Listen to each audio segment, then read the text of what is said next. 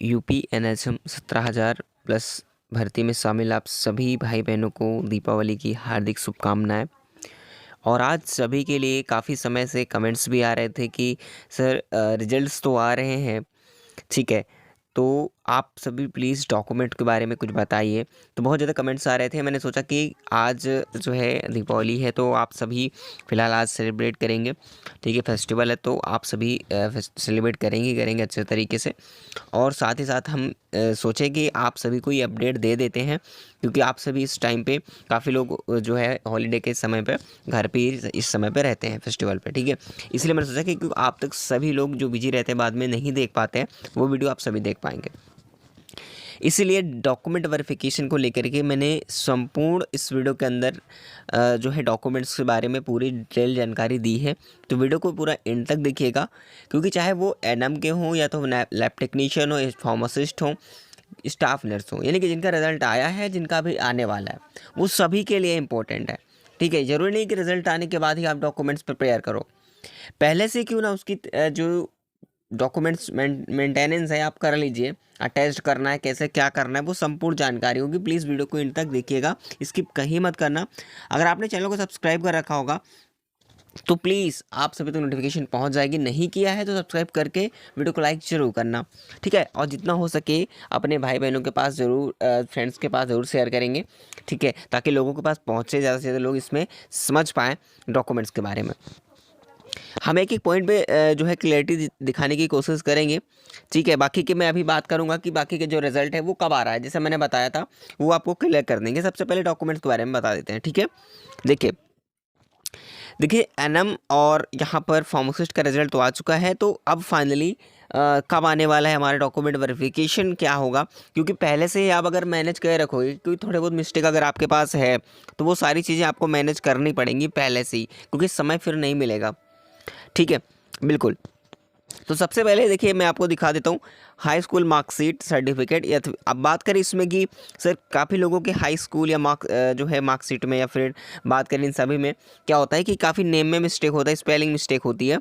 तो सबसे पहले मैं आपको बताना चाहूँगा, अगर आप स्पेलिंग मिस्टेक है, कोई प्रॉब्लम है, तो साथ में आप एफिडेविट बनवा सकते हैं, जिसको आपको अटैच्ड कर देना है डॉक्यूमेंट वेरिफिकेशन समय, ठीक है। अब सीक्वेंस वाइज आप वहाँ पर लगाएंगे, डॉक्यूमेंट्स को रीअरेंज करेंगे, तो अरेंज करने में इसको साथ में लगा देना। अगर कोई मिस्टेक है आपके काफ़ी फादर्स नेम में या फिर आपके नेम में मिस्टेक हो गई हो, तो आप एफिडेविट का इस्तेमाल कर सकते हैं। हालांकि बिग इशू नहीं है ज़्यादा, ठीक है, तो लेकिन एफिडेविट लगा दीजिए तो कोई दिक्कत आपको नहीं होगी। और साथ ही साथ इंटरमीडिएट का मार्कशीट चाहिए। देखिए सारी चीज़ें ओरिजिनल होंगी, प्लस आपका जो फोटोकॉपी होगी करीब 2 सेट में लगाएंगे, ठीक है। सभी का फोटोकॉपी भी चाहिए, ओरिजिनल भी चाहिए, और करीब 2 सेट में होंगे, ठीक है। 2 सेट में टेस्ट करना है सभी की फोटोकॉपीज़, ठीक है। और ग्रेजुएशन पोस्ट ग्रेजुएशन मार्कशीट आपके पास है, ठीक है। या फिर बात करें यदि आपके पास अप्लीकेबल है, ठीक है, इसके लिए अप्लीकेबल है तो कोई दिक्कत नहीं है तो आप ले जाइएगा, ठीक है। देखिए ज़रूरी नहीं कि आपके पास ग्रेजुएशन है तो ज़रूर कंपल्सरी है, ठीक है। अगर आपके पास है, पोस्ट ग्रेजुएशन हो या तो ग्रेजुएशन हो, तो अगर आपके पास है तो ले जाइएगा, नहीं है तो कोई बात नहीं है, ठीक है। लेकिन जो कंपल्सरी उसे ले ही जाना होता है। जैसा कि यहाँ पर अगर देखना चाहेंगे एनएम की बात करें इसमें, ठीक है, एनएम की बात करें तो एनएम है, जीएनएम है, BSc nursing and pharmacist marksheet है आपके पास, उसको ले जाइए। एनएम जीएनएम, ठीक है, आप फार्मासिस्ट डिप्लोमा डिग्री है तो ले जाइएगा, ठीक है। एनएम जीएनएम का बीएससी नर्सिंग या pharmacist registration UP nursing council का है तो आप ये ले जा सकते हैं। जो भी आपने अप्लीकेशन फॉर्म में लगा रखा है, जिसकी जो एलिजिबिलिटी क्राइटेरिया मांगा गया है, उसकी बात कर रहा हूँ, ठीक है। चलिए, कुछ ज़्यादा नहीं है जो मैंने बताई, कुछ इसी प्रकार से रहेंगी। और कास्ट सर्टिफिकेट, ठीक है, कास्ट सर्टिफिकेट आपके पास होना चाहिए ओबीसी एससी एसटी का, ठीक है, जो कि मान्य कब का होगा तो आपको बता दें कम से कम 1/4/2022 का, इससे पहले का होना चाहिए, ठीक है, इसके बाद का नहीं चलेगा, इसको ध्यान रखना है। सबसे बड़ी बात है कास्ट सर्टिफिकेट की, ये उनके लिए जो बात है कि किस साइड का होना चाहिए, तो मैं आपको बता दूं ये पिता पक्ष का ही होगा, चाहे वो मैरिड हो या फिर अनमैरिड हो, ठीक है। दोनों का ही कास्ट सर्टिफिकेट महिलाओं के मामले में वो जो है फादर साइड का लगेगा, ठीक है, जो भी महिलाएं हैं। तो आप लोगों को इन सारी चीज़ों को ध्यान रखते हुए सारी चीज़ें करनी है भाई, ठीक है। अगर मान लीजिए काफ़ी लोगों ने हो सकता है कि एप्लीकेशन भरते समय वो जो है या फिर हस्बैंड साइड का लगा रखा होगा, जिनकी मैरिड हैं, तो देखिए आप हस्बैंड साइड के ले जा सकते हैं, अगर बट आपके पास है तो ज़रूर ले जाइएगा फादर साइड का भी, आप दोनों लगा सकते हैं, कोई दिक्कत यहाँ पर नहीं होती है, ठीक है। अगर आपके पास है तो लगा दीजिएगा ज़रूर। नेक्स्ट हमारा है ईडब्ल्यूएस सर्टिफिकेट को लेकर के। तो देखिए ईडब्ल्यूएस सर्टिफिकेट जो बात की जा रही है कि कब का होना चाहिए, देखिए जो आपकी अंतिम तिथि थी, ठीक है, टाइम आपका था ईडब्ल्यूएस सर्टिफिकेट में, वो 1/4/2022 का होना चाहिए, ठीक है। इसके बाद का नहीं लागू होगा, उसके पहले का आपके पास ईडब्ल्यूएस सर्टिफिकेट होना चाहिए, ठीक है, बिल्कुल।